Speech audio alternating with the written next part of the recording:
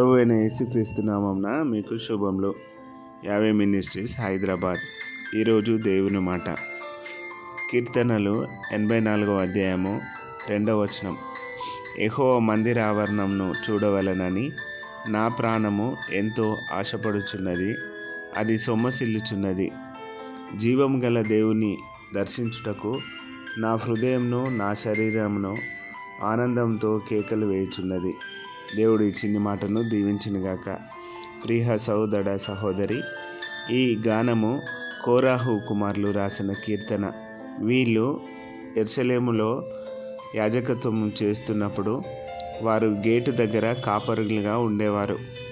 అయితే ఈ కీర్తన వీళ్ళంతా ధ్యానం కూడా దేవుని మందిరం ఏ విధంగా ఉండాలి, మేము ఏ విధంగా ఉండాలని వారు దేవుని ప్రశస్తినట్టు ఈ కీర్తనలో చూస్తాం.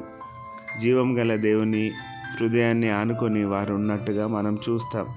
అయితే యెహోవా మందిరంను వాళ్ళెప్పుడు చూడాలని, దాన్ని ఎప్పుడు బాగా చూసుకోవాలని, దేవుని ఆవరణంలో ఉండాలని, వాళ్ళ శరీరాలు వాళ్ళ అన్నీ కూడా దేవుడికి సమర్పించాలని, వారు యెహోవాకు రాజుగాను వారు దేవుని గాను కీర్తిస్తూ వారు బలిపీఠం వద్ద నివాసం చేసినట్టుగా మనం చూస్తాం.